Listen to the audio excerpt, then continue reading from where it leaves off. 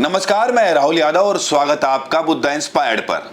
वैसे तो मोदी जी के भक्त दुनिया भर में उनका डंका बजाते रहते हैं। ऑस्ट्रेलिया में दिखाए लोगों ने वीडियो की देखो, हजारों लोग इकट्ठा हुए हैं मोदी जी को देखने के लिए। बाद में पता ये चला कि स्पेशल चार्टर्ड विमान किया गया था, चार्टर्ड प्लेन किया गया था ऑस्ट्रेलिया के अलग अलग शहरों से हिंदुस्तानियों को वहां पर लाने के लिए। अब उसका खर्चा कहां से हुआ, इसका हिसाब आप सोचते रहिए। मैं बात जरा दूसरी कर रहा हूं। एक तरफ मोदी जी हिंदुस्तानियों को जुटाकर कभी मफलर की कहानी सुनाते हैं, कभी दूध ऑस्ट्रेलिया का, चाय हिंदुस्तान का, ऐसी कहानियां सुनाकर, कभी एक और एक 22 और 2 और 6 8 ऐसी कहानियां सुनाकर रील मटेरियल देते रहते हैं जिस पर उनके भक्त पागल रहते हैं। लेकिन दूसरी तरफ दुनिया भर से जो रिपोर्ट्स आ रही हैं और दुनिया भर से जिस तरह से उंगलियां उठाई जा रही हैं, वो नरेंद्र मोदी के लिए काफी मुश्किल पैदा करने वाली हैं। आगे बढ़ूं, मेन घटना पर चलूं उससे पहले आपको एक और सूचना मैं आपको दे दूं, एक और खबर दे दूं जिससे आपके समझ में आएगा कि हो क्या रहा है। सेशल्स गए थे, वहां पर उनको इनाम मिला था। स्पेलिंग वगैरह की बात नहीं कर रहा, वो इनाम मिला था ग्रीन एनर्जी के लिए कि पर्यावरण के क्षेत्र में वो बहुत काम कर रहे हैं, इसलिए उनको इनाम मिला है। और हालत ये है कि कुल 157 देशों की लिस्ट बनती है जिसमें भारत 156वें नंबर पर है, यानी आखिरी से एक पहले।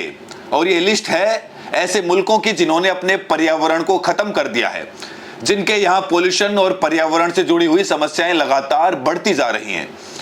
तो अब वो इनाम इस हकीकत को छुपा नहीं सकता है कि नरेंद्र मोदी के राज में जो पर्यावरण की समस्या है वो हमारे देश में लगातार बढ़ती गई है। लेकिन आज मैं बात कर रहा हूं एसआईआर की। एसआईआर पर देश के अंदर जो हल्ला हमला है वो तो है ही। देश के अंदर तो विपक्ष और हमारे जैसे लोग ये सवाल लगातार उठा ही रहे हैं कि एसआईआर जो लागू किया गया है, क्या वो एक खास वर्ग का वोट काटने के लिए लागू किया गया है। अभी आपको एक और घटना मैं आपको बता दूं, सुप्रीम कोर्ट ने एक फैसला दिया है जिसमें 4 या 5 ऐसे लोगों को जिनको विदेशी बता दिया गया था, बांग्लादेशी बताकर भेज दिया गया था, उन लोगों को वापस लेने के लिए कहा है कि ये लोग भारतीय हैं। अब यूनाइटेड नेशन ने एसआईआर पर सवाल उठाया है। यूनाइटेड नेशन के 3 स्पेशल रिपोर्टर्स ने भारत सरकार को बाकायदा चिट्ठी लिखी है और चिट्ठी लिखकर ईसीआई जो हमारे यहाँ इलेक्शन कमीशन ऑफ इंडिया है, वो जो एसआईआर करा रहा है उसके पूरे प्रोसेस पर सवाल उठाया है। इस चिट्ठी में ये लिखा गया है कि इस पूरे प्रोसेस में मतदाताओं के नाम मतदाता सूची से बड़े नंबर में हटाए गए हैं और इसका असर मुसलमानों और अल्पसंख्यकों पर ज्यादा पड़ा है। यानी इस चिट्ठी का मतलब यह है कि आरोप लगाया गया है कि एसआईआर के पूरे प्रोसेस में मुसलमानों का नाम लगातार काटा गया है। अब जरा इसको देख लेते हैं एक एग्जाम्पल से। पश्चिम बंगाल के नंदीग्राम का जिक्र इसमें किया गया है। नंदीग्राम के नाम से आप लोग परिचित हैं। जब वाम मोर्चा सरकार, लेफ्ट की सरकार वहां पर हुआ करती थी, नंदीग्राम में टाटा नैनो की एक फैक्ट्री खुलनी थी, उसको लेकर तमाम बवाल हुआ। वो कहानी अलग, उसके बाद से ही ममता बनर्जी के आने का रास्ता खुला। लेकिन अभी नंदीग्राम का जिक्र इस सिलसिले में किया गया है। वहां कहा यह जा रहा है कि जो टोटल आबादी नंदीग्राम की है, उस टोटल आबादी में केवल 25% मुसलमान हैं। यानी अगर सबके नाम समान तरीके से कटे होते तो मुसलमानों के नाम भी 25% कटने चाहिए थे। 100 नाम कटते तो उसमें से 25-26 अगर मुसलमान होते तो कहा जाता कि सबके नाम कट रहे हैं। सिर्फ मुसलमानों के नाम नहीं कट रहे हैं। लेकिन हकीकत यह है कि जिनके नाम काटे गए उनमें 95% मुसलमान थे। यानी 100 लोगों के अगर नाम काटे गए तो उसमें से 95 लोग मुसलमान थे। ये उस चिट्ठी में कहा गया है। और कहा गया है कि जिन लोगों के नाम काटे गए उसमें ऐसे इंडियन मेल, फीमेल और बूढ़े लोग शामिल थे जिनके पास सारे लीगल दस्तावेज थे, जिनके पास ऐसे दस्तावेज थे जो साबित करते हैं कि वो हिंदुस्तानी हैं। इस चिट्ठी में यह भी कहा गया है कि लिस्ट से बाहर किए गए कई लोगों ने राहत पाने के लिए इलेक्शन कमीशन और सुप्रीम कोर्ट का रुख किया।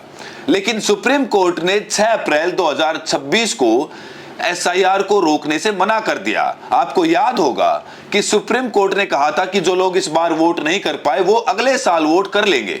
और अभी एक कोर्ट का फैसला है जिसमें यह ऑब्जर्व किया गया है कि एसआईआर प्रोसेस को ठीक से करने के लिए, उसमें जो शिकायतें हैं उसको दूर करने में 20-22 साल लग जाएंगे। सोचिए, बहुत सारे लोग तो तब तक शायद इस दुनिया से ही चले गए होंगे।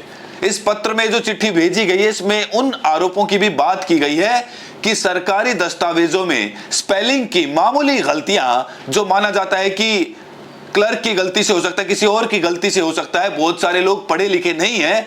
आपको याद होगा कि जब न्यूजीलैंड में पूछा गया या ऑस्ट्रेलिया में पूछा गया कि नरेंद्र मोदी प्रेस कॉन्फ्रेंस क्यों नहीं करते हैं, तो जो वहां हमारे राजदूत हैं टंडन साहब, उन्होंने कहा कि हिंदुस्तान के बहुत सारे लोग, बड़ी आबादी गांव में रहती है, ज्यादा पढ़ी लिखी नहीं है, तो उनसे सीधे बात करते हैं। ऐसा लग रहा था कि नरेंद्र मोदी जी से प्रेस कॉन्फ्रेंस शायद फ्रेंच या जापानीज में होगी, जो आम हिंदुस्तानी समझ नहीं पाएगा। अरे भाई, मोदी जी वैसे भी अंग्रेजी नहीं बोल पाते हैं, बाहर जाते हैं तो हिंदी में ही बात करते हैं, तो प्रेस कॉन्फ्रेंस में पत्रकार हिंदी में ही सवाल पूछते और वो हिंदी में ही जवाब देते। अंग्रेजी में सवाल पूछे तब भी हिंदी में जवाब दे सकते हैं और वो हिंदुस्तानियों को समझ में आ जाता है। लेकिन यहां मैं इसलिए कह रहा था कि इंटरनेशनल पटल पर बैठकर आप कहते हैं कि हिंदुस्तान में पढ़े लिखे लोग, इनकी संख्या, शहरों में लोगों की संख्या कम है, लोग गांव में रहते हैं, तो जाहिर है कि गांव में रहते हैं, अंग्रेजी नहीं आती है, तो नाम की स्पेलिंग में छोटी मोटी गलतियां हो सकती हैं।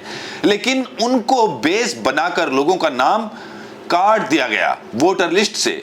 पश्चिम बंगाल में अकेले 27 लाख लोगों को वोटिंग से बाहर कर दिया गया और इनको लॉजिकल डिस्क्रिमिनेंसीज कहा गया। इसके पहले बिहार में भी ऐसा ही हुआ था, जिसमें मुसलमानों और दूसरे अल्पसंख्यक समुदायों को बड़े पैमाने पर वोटर लिस्ट से बाहर कर दिया गया था।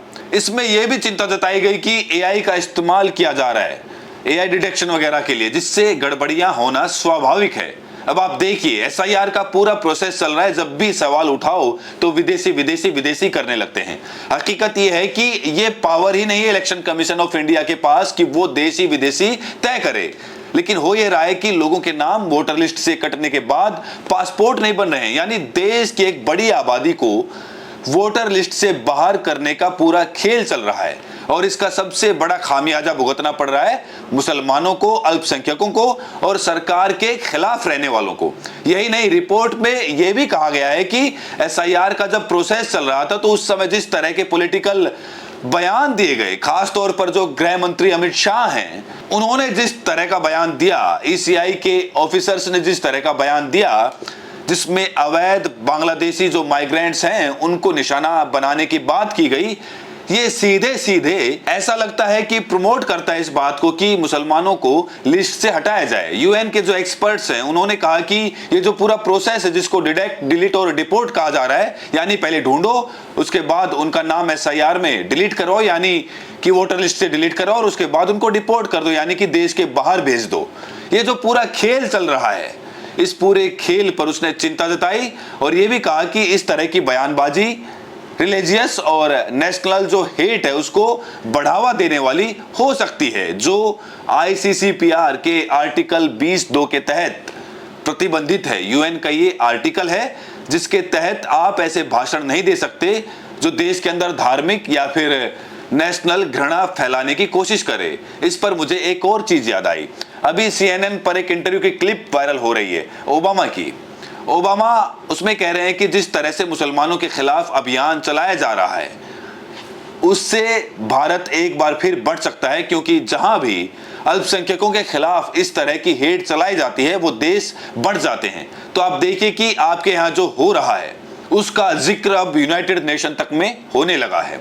ये बात तो जो लोग लगातार मेरे वीडियोस देखते हैं उनको पता है कि मैं कई बार कह चुका हूं कि जो इंटरनेशनली हम लगातार अकेले पड़ते जा रहे हैं, लगातार हमारे पड़ोसी देश हमसे दूर होते जा रहे हैं, इसका एक बड़ा कारण ये है, इसकी एक बड़ी वजह ये है कि हमारे मुल्क के अंदर अल्पसंख्यकों के खिलाफ, खास तौर पर मुसलमानों और ईसाइयों के खिलाफ लगातार अभियान चल रहे हैं। आपने बंगाल से वो खबर देखी होगी, जब चर्च के ऊपर चढ़ गए और चर्च अभी बन रहा था, उस पर चढ़ के लोगों ने तोड़ दिया चर्च को, वो क्रॉस होता है उसको तोड़ दिया और भी तोड़फोड़ मचाई। मस्जिदों की गुंबदों पर चढ़ने के वीडियोज आपने देखे ही होंगे, मस्जिदों के सामने नाच गाने, गंदी गालियों के वीडियो आपने देखे ही होंगे, और मुसलमानों के लिंचिंग की खबर लगातार आपके पास आ ही रही है, लेकिन ये खबर आप तक नहीं रहती। सोशल मीडिया के जमाने में ये खबरें सारी दुनिया में जाती हैं और उसके असरात देखे जा रहे हैं।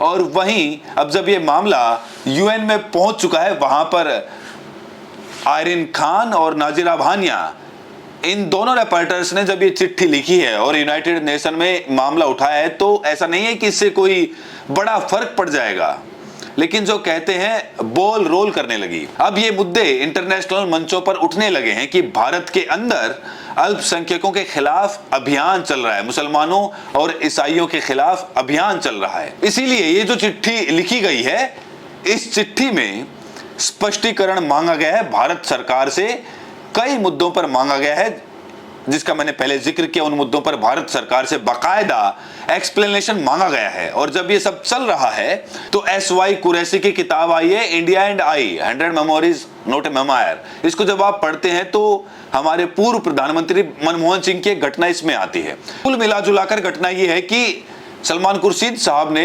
अल्पसंख्यकों को रिजर्वेशन देने की बात की, जिसका बहुत विरोध हुआ। कहा गया कि ये आचार संहिता का उल्लंघन है, और फिर ये आरोप लगा कि मनमोहन सिंह के मंत्रिमंडल के कुछ लोग उनको बचाने की कोशिश कर रहे हैं। SY कुरैशी से मनमोहन सिंह जी जब मिले तो उन्होंने कहा कि ऐसा आरोप लगने से बेहतर है कि अगर मैं ऐसा करता हुआ पाया गया तो मैं खुदकुशी कर लूंगा, अपनी जान दे दूंगा, मतलब मैं अपनी जान दे दूंगा, लेकिन इलेक्शन कमीशन के काम में टांग नहीं अड़ाऊंगा। अगर आपको गलत लगता है तो आप सजा दीजिए। एक वो वक्त था जब इलेक्शन कमीशन की ऐसी इज्जत थी, और एक ये वक्त है कि कोई इलेक्शन कमिश्नर शायद शायरी सुनाता है, कोई डायलॉग मारता है और साफ साफ दिखाई देता है कि वो किस तरह से जो हमारी पार्टी सत्ता में है उसके लिए काम करने की कोशिश कर रहा है या फिर काम कर रहा है।